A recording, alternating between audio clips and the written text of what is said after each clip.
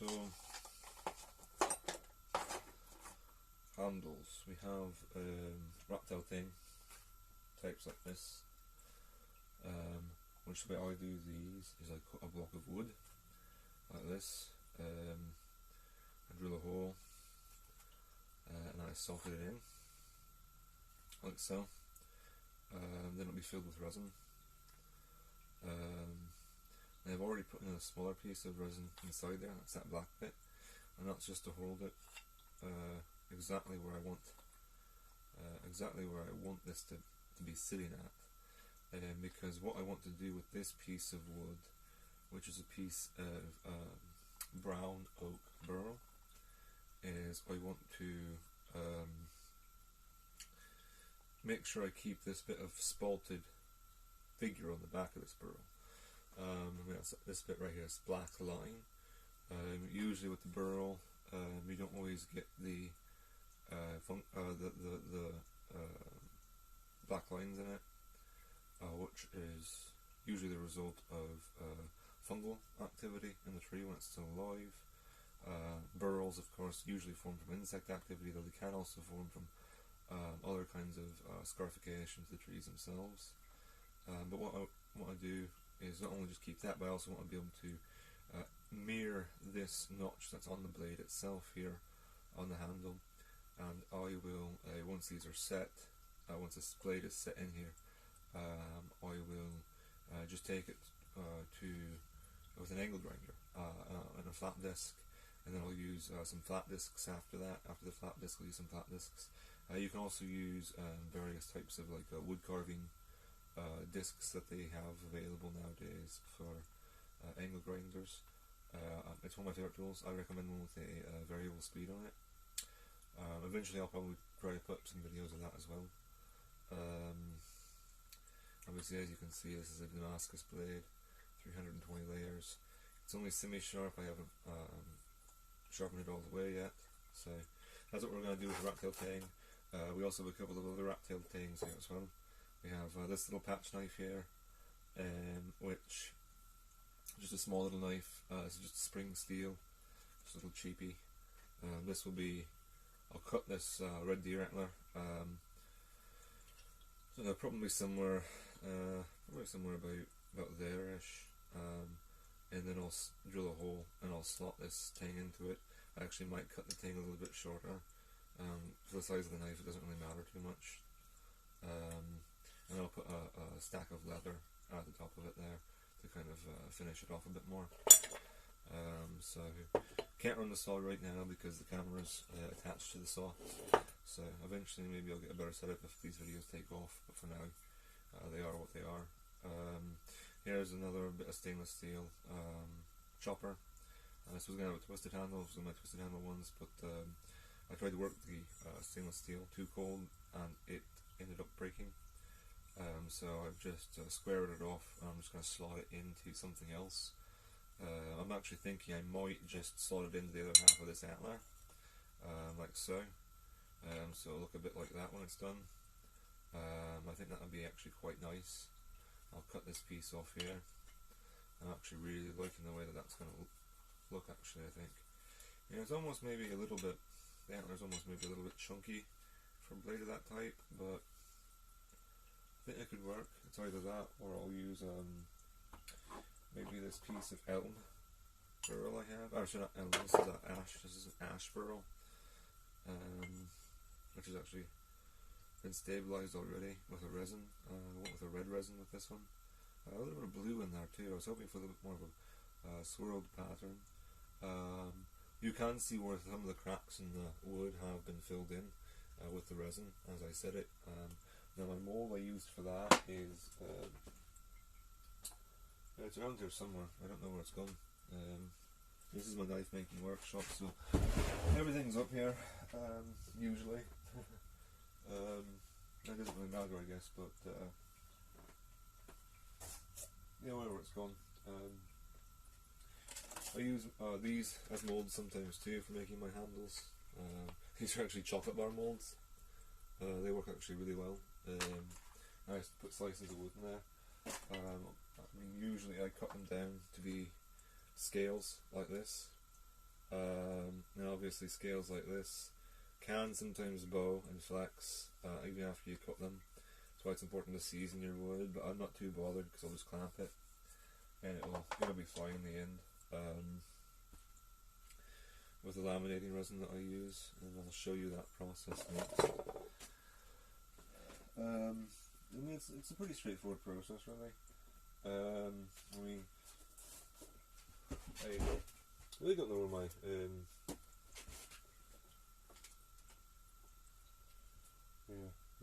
I really don't know where my mold went. That's alright though.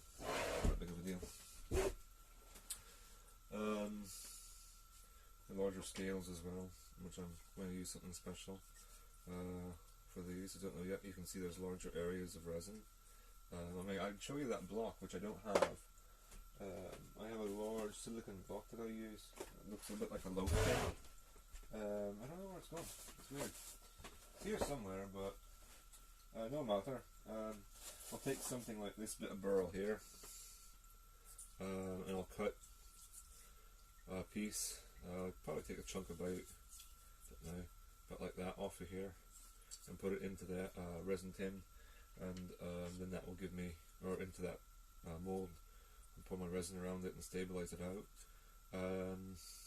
I get a bit more air bubbles in this stuff right now than I would like, but I don't have a vacuum pot at this time. Eventually I'll get a pressure pot, and that will help things out a bit more. But for the time being, what I do works, and it works well for knife handles.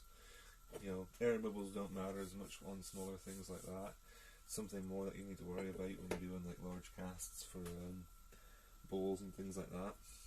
So anyway, I've already prepared these other pieces. So we have slightly different handle shapes, obviously. And so what I've done is I've just traced them out on the wood that I want, or well, the wood, resin, whatever I want. This is going to be kind of almost like a waney edge or a live edge with the resin, filling in that edge of ash pearl again. Obviously I've tried to swirl some other colours into the base, which is 2 different colours of gold pearlescent. And then this little piece, which I think was going to look really neat on here. I mean, basically I messed up my cut when I made these, so I ended up having to cut it shorter and make up a pommel for the end. And so what I'm going to do is I decided I'm going to do some horn, some water buffalo horn. Now I'm going to leave as much of the external texture here as I can, and so that would be kind of interesting. The way the water buffalo horn comes, of course, is like this. So I just kind of render it down from there. Here's your external scale, you can see. This part here is where you're going to get your best pieces, this very end. This is where it's the most solid. As you can see, it is actually fairly thick around. This is about 8.5, 9 mil here. I think the other half of the horn I had was a little bit thicker in places, but I think I actually had one section that was almost 11 mil thick. I don't think I have any of that left, but here is a plate that I've made. This one's not been pressed out yet. This is just from the horn itself cut. There are other pieces that will come out that are obviously much more curved, and you'll have to cut those and press them. Here's a piece of the thicker material I was talking about. Obviously that's curved again as well, and that will have to be put into a press. The way I do the horn is I boil it on the stove, on the hob, and then I just press it in a vise. You can also use like a 15-ton bottle jack and build a frame for it. That's on my list of things to do, but yeah, my to-do list is huge, so we'll just leave it at that. So I'm going to do those 2 handles there. We're going to do this handle as well again. Now these 2 knives in the middle, you can't really see the pattern in here. It's very fine. These are both VG tin cord 67 layer stainless Damascus from the Tap Food Company in Japan. This is going to get narrowed down a little bit on this handle. We're going to kind of do a river handle on this one. This is a poplar burl with the resin in the center. I've done it so it has a little bit of a curve on the front, which I think will be kind of nice. I'll sand these up and polish these up both the same way as I do these. I'll try to do a follow-up video maybe of doing that. We'll see. I mean, it's time. Remember to do these things. And then we're going to also do just a regular knife, little kitchen knife here. I'm going to do as well. So that's 3 rivet holes, 6mm in the rivet holes. I've scratched the inside of this because it was the top of the resin, but I want the inside to be the main area. There were still quite a few recesses in this particular oak burl, brown oak burl that I used within the resin, and so I've gone through and I've touched that up with some additional resin. I've actually done red and green, and this is some leftover stuff I was doing for travels and Christmas time. I still really like it. I think it's a really cool colour, really nice colour, so I'm going to go with that. This oak burl turns out really nice when it's done, but I had to scratch the inside of it and make sure there's a good grip on the surface. I'm not as worried with this knife too because it'll have the rivets of course as well. This steel is just a 07 tool steel, so it's quite nice to work with. I mean, it has a pretty good, it'll keep a pretty good edge. As you can see, it's about 2mm thick on this one. It's one of my thinner knives. It's not going to be one of my premium options, it's just kind of my more mid-tier type options that I do. Of course I have some fancier things here as well. I also have there's some Juma I'm going to use. This is a synthetic material that's, well, it's not synthetic, it's synthetically made, but it is of mineral components, and I don't know if you can quite see it in here, but it imitates and looks much like tusk, or a walrus tusk, or elephant tusk, ivory essentially. It does actually have a grain pattern. There's actually a term for that, I can't think of it right now. And that's going to go on this Nakiri I've made here. You can just, I think, maybe see in the right light. I don't know if the light's right here, but you can kind of see the patterning that we're going to get. You can see a little bit more better along the edge bevel there. I'm not going to be doing those today. I'm just going to be doing these 4 knives. This is an important one I need to get out for order immediately. So I will be doing this later today. But that'll go with this antler. But again, I need my saw. My camera's attached to the saw, so I can't videotape that one. So what we're going to do next is we need to make up on resins. I'm using, for my laminating resin, I'll use this stuff, EL2 laminating epoxy. It works out really well, has a really strong hold, you don't need as much of it. It's kind of my favourite stuff to work with. I use the fast set stuff, which sets up in about an hour. I almost forgot, before I do that actually I need to do my strips of leather. Now I don't know anybody else that does this, but I do, and that is I take pieces of leather. This is actually from an old sofa. This is from an old leather sofa I had that I cut up. I skinned the sofa and cut the wooden frame up and took it to the tip, you know. I don't like to waste things. My problem is you get this nasty linty wool stuff on the inside of it, which is part of the stuffing component basically. I hate that stuff, it's polyester fibres. Anyway, so what I do with this stuff, and I should have already done this, but I guess it's good that I didn't, because then you can kind of see the process. So for knives like these ones, my full tang knives, what I do is I don't do it on the rat tail tangs, I only do it on the full tang. I take and I just find a good place for it. Let's see, we need to do this side, so I try to do the suede side, rough side down. I've kind of marked on here where I want, I'm trying to get in a place where I have the least amount of offcut. That's where I want my handle to end, so that'll be fine. I guess I'll cut those 2 of these out right now. Just trace around with a Sharpie. You can use whatever you want really, but I like Sharpies. like Sharpie brand. I mean, I have other permanent markers, they don't work as well. I suppose if I start doing actually proper YouTube videos more regularly, I'll just say not a sponsor, won't I? Anyway, you have to forgive like the form of this video. I'm not really familiar with these kinds of things. I'm very familiar with talking to myself. I've done that for years. It helps me keep my mind focused. Just not used to talking to a camera as well. Yeah, so it's all a whole new thing to me. You know, I'm not really used to not having people's faces to look at when I speak. I do a lot of conferences and things for my archaeology, and when I do that, I find that you at least have your audience to look at, and you can kind of gauge their expressions and whether or not they are liking what you're doing or what you're saying, or if they're following you, or if they're just like, oh, this guy is just going to put me to sleep. Yeah, it's always one of those things, you know. When you try to cater to as many people as possible, but there's always going to be somebody that's going to be unhappy, or is going to be bored. I guess that's just life, isn't it?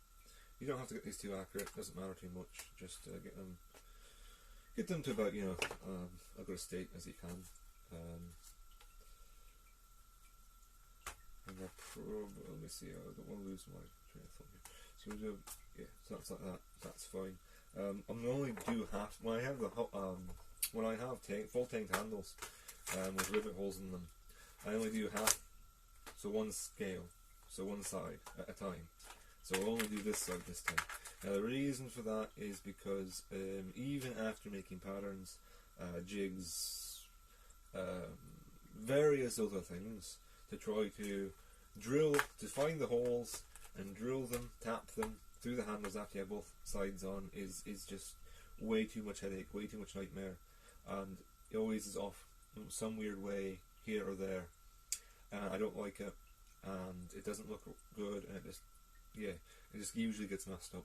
So what I do is half a handle, drill it, put the other half of the handle on, then drill that half, then put my rivets in or my pins in or whatever I'm doing. I do mosaic pins sometimes too. I find that works out a lot better. Obviously you can see how rough this tang is compared to the blade, and also how rough the holes are. Now that's because I punch my holes, because my steel is always hardened and tempered. Most drill bits, even on a press, won't go through the steel.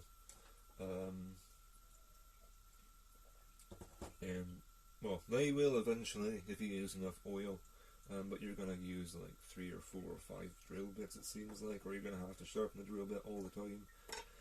I don't know why it seems to be that way. I mean, maybe if I bought nicer drill bits I wouldn't have that problem, but so far I haven't had much luck in being able to actually tap the holes of these things after they've been hardened and tempered. So I do my best. That's the door, hopefully my wife gets it. I think it's an Amazon parcel. Anyway, so I'm going to try to do this one. This one's done a bit of a smaller piece, so this one shouldn't be too bad. Right, okay, finally done with all that. Now the important bit, doing the resin. So, I find that usually for full tang handles it takes about 5 ml of resin, or 5 grams of the epoxy. This is a mix of 100 to 30 or 10 to 3 is how I do it. So, and that's grams to grams. So I find that usually 5 grams of this and 5 grams of this one. Yeah, that's right. 5 grams of this and 1.5 grams of the hardener is fine for full tank handles. That's for both halves though. So, I mean, but looking at, it's always kind of a question though of width and length that you've got to think about as well. If your handles are wider, they take more resin, of course. Now, the reason I do the leather is so it does kind of soak into the resin a bit more. It does make a better grip and a better surface. Now, since this leather is of course a bit, I mean, it is textured, and it does have that natural kind of leather look to it, top grain look to it, but I still end up actually slicing it with just a straight edge once I get it onto the handle itself before I put the next layer down, because I want to make sure that that resin impregnates everything and creates a very strong tight bond. Now that's usually because I'm not doing rivets, but in this case it doesn't matter as much since I am doing the rivets. Although actually I think with this handle I'm not going to do rivets, I think I'm just going to do pins, and so it will be kind of important, I suppose. We'll see what happens, I guess. Yeah, we'll see what happens. Now this one, I don't know, it's going to be a kind of a guesstimate. I mean, it's probably going to take at least 5 mil for this to fill up inside, or 5 grams. So I'll probably just make up, I think I'll probably just end up making, let me see.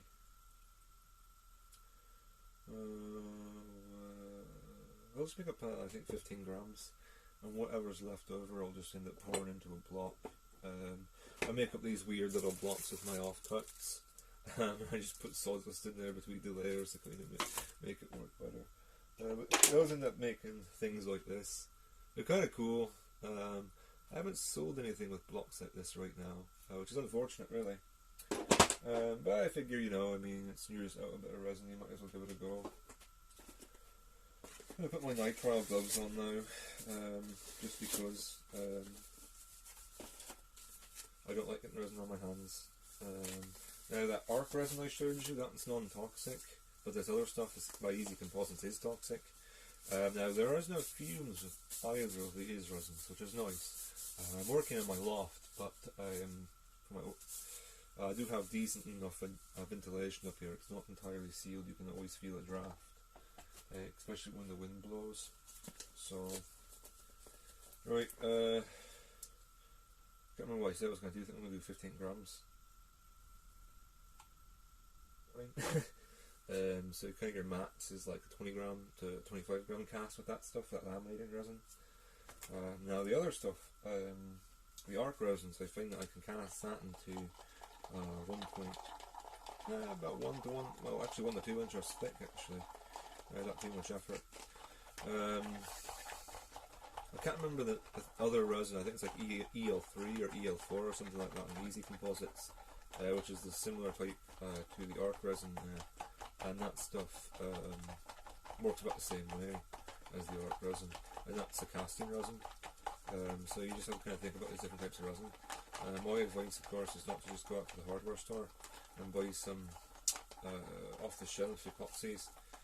You know, that come in the 2-part syringes. Oftentimes those are a pretty subpar product, and they're not really meant for any kind of industrial application. And you know, the biggest thing I found with them is usually if you have them as a handle, like on a trowel or a knife or other tool, they'll end up unsetting and they'll slide off just from the heat of your hand during use. Now, I'm not too worried about air bubbles right now, so as you can see there's quite a bit of air bubbles in there. But given what I'm doing, I'm not like looking for a perfect cast. Something that doesn't really matter too much. This is just what I found works. I mean, that's the biggest thing, is what I would say, is just find what works for you and go for it, you know, and hope for the best. Now I am going to do something else before I forget. I saved these. I got these strips of plastic here. I don't even know where I got these from. I think they were on something I bought, but I saved them because, like I said, I save everything. But what I do is I wrap my blades in them, especially the Damascus ones. This is very important for your stuff, for your Damascus, because if you get the resin on the Damascus and it cures, it will end up we'll end up having to sand it off, and you sand it off, you end up taking off some of your etching.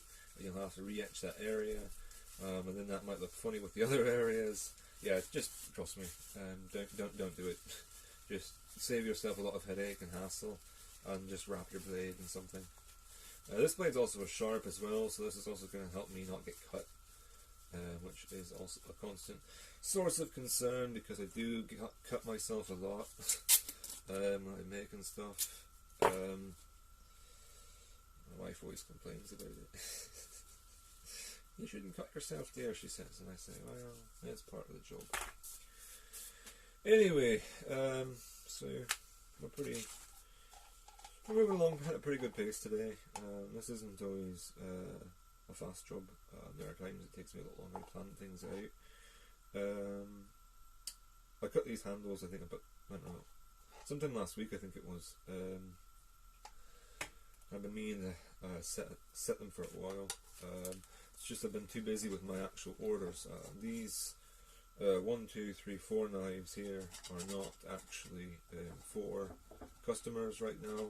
They're not for orders, I mean.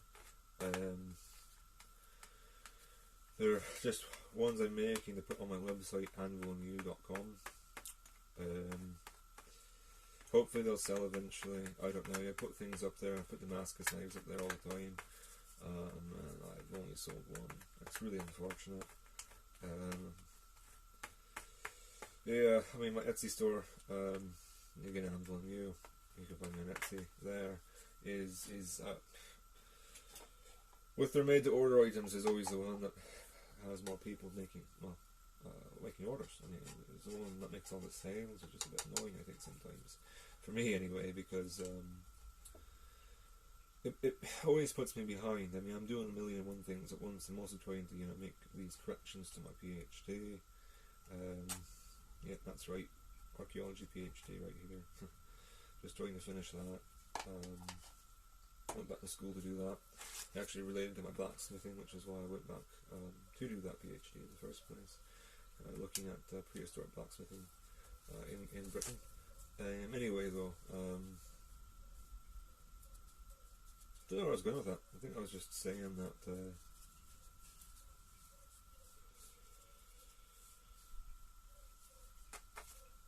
having the pre-made things always makes me hope that I'll be able to sell those first. That way I can have more time to work on things like my PhD corrections, which I do at the end of May, which is only a couple months away, and yeah, got a lot riding on that. So I'm hoping, maybe sometimes people maybe see these videos also and go to my website and buy some more stuff from me. I'm not asking for pity or anything like that. See what I'm doing here again, like I said, I'm scoring the surface of the leather to make sure that there's a full impregnation of that resin throughout the layers as I laminate them together here. This side, I mean, I was thinking about scratching it up, but it already is pretty rough from just my bandsaw, so I think I'm just going to leave it as it is. Now it's a little bit bowed, I see, which is a little bit concerning, but hopefully when I clamp it down, it'll be alright, and there'll be enough resin that it will set and have a nice tight bond and won't bow back again the other way. Again, this is because I didn't dry the wood as much as I probably could have. I was in a bit of a rush. I was in a bit of a rush to use it. I was really eager to see how it turned out. I should say.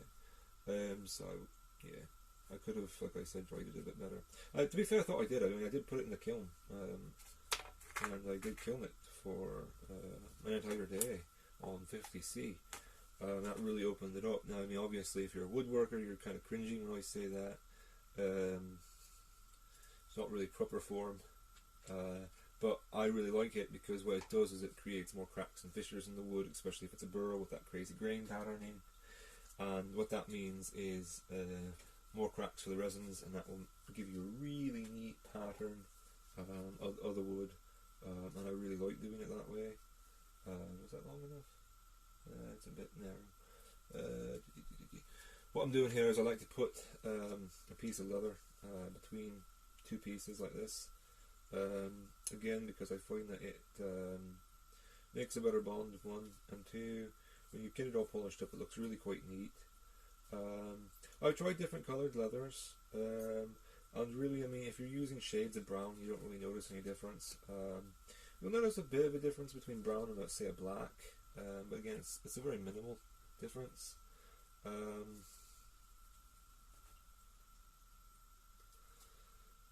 I also have some dark blue I've tried. The dark blue, just kind of like brownish black again once you got the resin on it and once it got cured. The big differences I noticed are if you use like a brighter red colour or like a lime green leather or wild colours that you can usually get as fashion offcuts. The problem is that they're chromium tanned. which, I mean, for the purposes here, is alright, I suppose. I'm not really a big fan of chromium tan leather. Prefer veg tan stuff for most of my crafting stuff, and that's what I use for my knife sheaths and my travel sheaths. But I suppose it's each their own. You don't always get the bright, vibrant colours for some reason with the veg tan stuff. Now I know that that the handle on this one, which I'm doing the more difficult handle first actually. This has to be in a very specific place because the way I cut it. This was the one that I initially cut wrong, so it was almost a bit too small. I hope that somebody will buy it and love it. I mean, that's the main thing. I mean, I don't hear it back a lot on a lot of the things I make and sell, which I'm always a little bit frustrated about, because I really live to hear people's feedback on things. I shouldn't say I live to hear, but it does make me, it encourages me, it makes me want to keep crafting things. I don't hear back from people. I just think, what the hell's the point, you know, other than to make a few extra, to make a bit of money and pay my rent. You know, one day I'd like to have my own house and workshop, and not be working in the bloody loft and in the bloody greenhouse and things like that. But things down the road, you know. I'll do this one next. This one's going to be a little bit easier than this last one. This piece is much more oversized. If you're getting bored, I'm sorry, I apologise. I try not to be a boring person, but I can be, I know. I can drone on about things. It is what it is, I guess. You know, some people might find value in what I'm saying, and that's, I guess, the main thing. Even if I only make 5 or 10 people, and you go, oh, that's how he does that, oh, that's interesting, you know, it makes me feel pretty good, you know. Just the idea of sharing this with a handful of people is nice, you know. I don't see too many videos on YouTube from people of how to make handles, so my friend was asking me to put this video up on the website, so I said, oh, alright, yeah, fine, I'll do a video today, I've got some handles I need to do. It's always one of those things that like I said before, I'm not really much onto this kind of video vlogging, YouTube-y stuff, so it's a whole new concept for me, really. I just don't really know etiquette and how to do it. I mean, I watch a lot of YouTube channels, to be fair. Some of them, you know, are just a bit silly, like Written Link, Good Mythical Morning. I think that's kind of just, I mean, it's an amusing show to watch, you know. Sometimes I like their food, the weird foods they eat. It's kind of the best part, I think. Well, I guess that piece of leather could have been a lot better than what it was. No, it's alright, it's not a big of a deal. It'll cut off easy enough. You can just take a straight blade with the excess pieces that overlap the blade there, and cut it off after it's hardened. To great success, no real difficulty or problems with that. Here's little differences that other people do. Again, I'm rambling, and I do this when I work because it just helps me keep my focus with what I'm doing. This isn't for the camera or anything. I usually just let my mind wander, especially when I'm doing like handles. I find this whole process really dull and really boring, to be honest with you. And the way I kind of overcome that is I just ramble. I'll just kind of say whatever comes into my head. It's a good way for me to decompress, actually, doing these handles. I mean, if I don't have anything to decompress about, then, well, I get really bored doing it. I just like to be able to just ramble sometimes. It's kind of my private space up here, you know, in the loft, my handle making workshop, as I call it. For those of you who are maybe more accustomed to American English, loft equals attic. I mean, I don't know, I would rather have a cellar to work in, if I'm honest. I'd love to have a cellar just for my beer. That'd be lovely. I also homebrew as well, so another one of... That one's just a hobby, though. That one's not a business. I mean, I could probably sell some of the stuff I do make, but it's just... getting the equipment and the scale. I don't have anywhere to keep that kind of stuff right now, and I don't want to rent a place. Another business opportunity to get involved in, certainly, but startup costs are a bit. Well, I mean, you could start up a little distillery, or not distillery, brewery for about £10,000, which isn't too bad, really. A microbrews. A little microbrewery, be alright, but the area is wrong for it where I live. Wouldn't be too many people interested in it here. They like their curling a bit too much, I think, in this area, unfortunately. That and the local palate isn't really interested in the kind of beer that I make. I mean, if I would have a microbrewery, I would be making beer I like to drink. Yeah, porters, stouts, strong ales, Belgian style ales, strong chuck beers, you know, things like that. Not this watered down, you know, crap. Which is like drinking piss. I'm getting hungry. I want a burger or something like that. I haven't eaten anything all day, and it's already, I think, 2 o'clock in the afternoon. Pretty standard for me. Pretty standard for me, to be honest with you. I don't take as good care of my body sometimes as I should. Just food is one of those things that it's a whole journey to do. You know, to get everything ready and organised just to eat. Especially with a new baby. A baby sees you, well, baby's 7 months old now. And baby sees you eating, and baby wants to eat, and starts to scream. So you got to put down your food so you can, you know, feed them.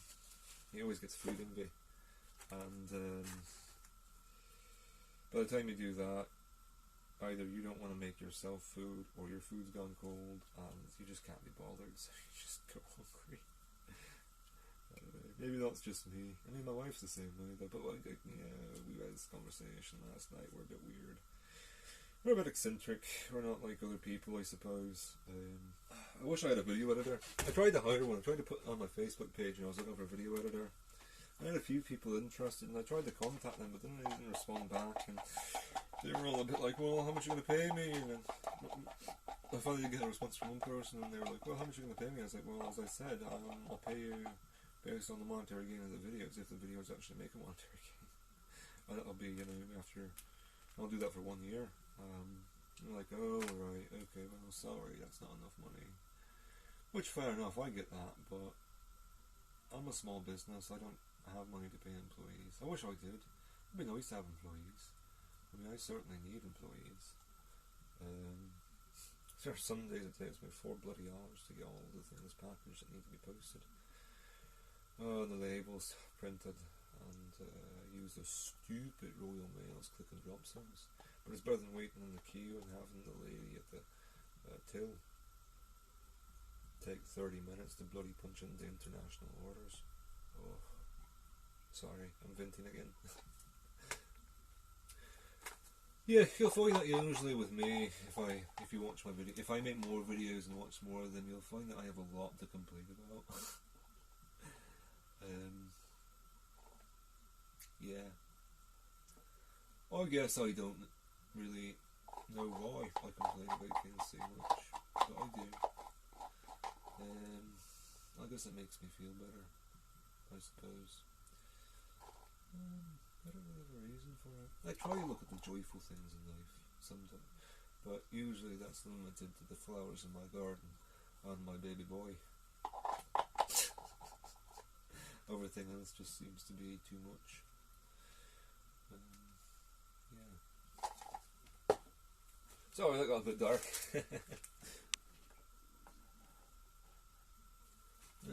Cock, I'm going to have to mix more resin up. It's only half full.